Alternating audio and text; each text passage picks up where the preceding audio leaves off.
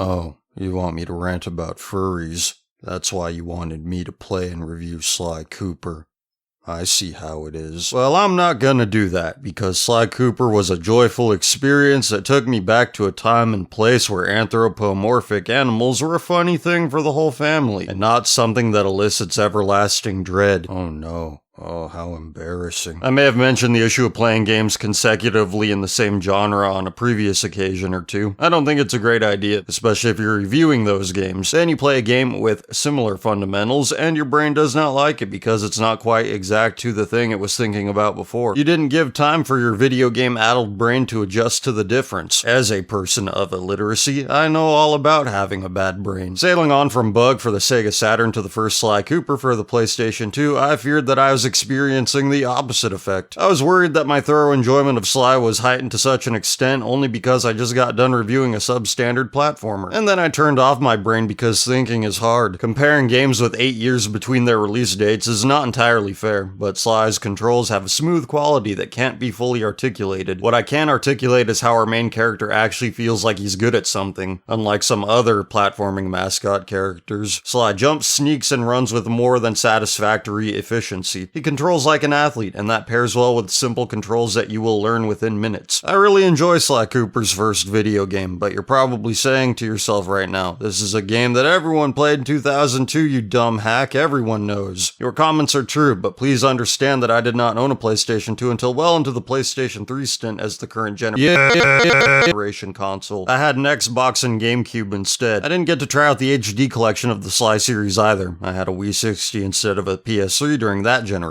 So I'm experiencing firsthand many of the PlayStation 2 exclusives for the first time when I sit down to review them. Most of my knowledge of games I didn't get to play came from articles on video game websites written at the time of their release dates. I felt intimidated by Sly Cooper when reading about its unique blend of the stealth and platforming genres. I was never good at stealth games, so I thought Sly would be wasted on me, even though I'm almost always in the mood to play platforming games. How Sly utilized its stealth was the game's biggest surprise to me. Sneaking is a major mechanic, but this element is more subdued than my imagination led me to believe. Getting discovered by whatever is looking for you creates a more difficult circumstance, but Sly can fight out of the situation if that happens. Sly is at his best when he's running, jumping, and doing typical platformer things, but his combat ability is where you find the game's most in-depth mechanics. If you find every message in a bottle within a level, Sly's fighting repertoire expands and you can cycle through the abilities been selected on demand using the shoulder buttons. Every attack is assigned to the triangle button, so the control scheme never loses its efficiency. Sly can fight if you need him to do that, but it doesn't take much to kill him. 1 hit and he loses a life, 2 hits if he has a horseshoe power-up. This disadvantage is balanced by enemies with an identical weakness. Every enemy that is not a boss dies with 1 successful hit. The level designers knew their game's strength. Combat sections of levels never see an overwhelming amount of enemies on the attack, and the areas which require stealth are always apparent in how to approach them. These elements are never the focal point. It's a platform. Its job is to make jumping from here to there satisfying and entertaining as jumping can possibly be. The stealth is there to give the game originality, and the combat is there to complete the presentation. Sly's sole weapon is symbolic of this approach. It's a staff that's used to strike enemies and swing over chasms in almost equal measure, and swinging with it is really fun. Sly's platforming is flawless as far as I can tell, and it takes place within so many creative situations. My favorite section of the whole game takes place within the casino level. You have to maneuver around obstacles inside of a roulette wheel. There's a lot of them. I had a lot of fun here, and it's not because I'm a horrible person who is addicted to gambling.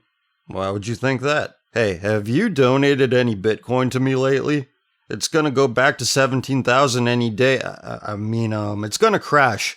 I'll just take it off your hands. It's not real money. I'm doing you a favor. So just give it up. Just like you can give up hope that I'm gonna go into a 5-minute tangent about furries. How does that feel? Do you feel like your expectations have been not quite fulfilled in a way you expected? I would have been happy with levels full of platforming and nothing else, and I thought the entire game would be like this for its first hour or so. But a twin-stick shooter level appears with no warning. It was a simple diversion, but it controlled well, and that's all minigame sections like this really need. If your game's core is enjoyable all on its own, diverting from that path is unnecessary. But these detours never go wrong for Sly. The game dabbles in other genres occasionally throughout its duration. It succeeds at all of it. I never had a glad that's over kind of thought when this game tried something other than platforming. Sometimes the game integrates these diversions into its boss fights. My favorite boss is this voodoo crocodile lady. It begins in a typical way. There's a series of timing obstacles between you and her. Once you get close enough to the bad girl, the boss fight turns into a rhythm game. Rhythm game stuff was the trendy thing to do in the industry around this time. No rhythm game was bigger than Dance Dance Revolution. It was one of the last things keeping arcades afloat, and its influence was felt in games that had nothing to do with music. The Tony Hawk games were huge during this era as well, and I think Sly Cooper also borrows from them. Many of its levels have rails that Sly can ride, and I'm not sure they would have been there if not for the popularity of extreme sports. Sonic Adventure had this element as well, so this could have been the nearest point on the daisy chain of plagiarism, or inspiration, I don't know, whatever you want to call it. The point remains. Maybe these elements seem dated to you, but I never felt that from Sly's first game. This is probably because I like DDR and extreme sports games a whole lot, but it never seems like the game interrupts its flow to show off these borrowed ideas. The rhythm game part only happens on one occasion, and like every one of the other times things go off course, it comes off as a pleasant surprise. Rail slides fit comfortably within the platforming action. It's not as if the game interrupts itself so Sly can show you the wicked sick trick he just learned, like when you were at the school ground on the weekend with your friends, rolling around on your skateboards. You're all having a good time, until that one kid forces everyone to stop everything, cause he swears he just did a board slide down the stairs and it was so sweet, and then when you watch him, he can't do it. He blames you for somehow making him so nervous that he can't even do an ollie. None of you can do an ollie. I forgot what I was saying, but I think the thought I was moving toward had something to do with what's out of date and what's in of date. Sly definitely has rather timely elements, but unless you followed the trends from which it borrows, you'd have no idea. It's hard to resist contemporary influences. They always seem to find their way into things, be they video games or something else, and it's usually not a conscious thing. The hope creators have with all their creation is that their work transcends its temporal circumstances, and I think Sly crosses that line with ease. Sly's first video game is so good that I hardly recognize that a Sony exclusive developer made it and Sony themselves published it. The only reminder in the entire game of Sony's product placing proclivities happens when you see one of Sly's friends playing a PS1. I don't have much to say about the game's story or characters, but it feels like a high-end Saturday morning cartoon. I especially like the voice acting and the tone it gives the game. It reminds me a lot of the 2001 Ocean's 11 remake, which is a good thing in my book. Sly and the others crack a lot of wise, but the dialogue never feels irritating or as if it's trying way too hard to be liked. It all leaves me to wonder exactly why this didn't get its own cartoon. Reviews of Sly at the time of its release generally agreed on the game's length as its biggest flaw. At a $50 price point, I sympathize with this complaint. I saw the end of the story in about 8 hours, but the game is very affordable in current times, and there's no lack of replay value. Most levels have secrets that push the completion percentage to 100 if you find them, and I did not come anywhere close to discovering everything in every level the first time through. For me, Sly's closest brush with imperfection was a cheap death I happened upon in a level I cannot remember. It only occurred once. It could have been a fluke, so I'll give it the benefit of the doubt. Sly's first video game has aged tremendously, and it's as perfect as a platformer can be. Nah, fuck it. Yif in hell, yif in hell, yif in hell, yif in hell. Look at you people. This is so embarrassing. I cannot believe humanity has degraded to such an extent. What is wrong with you?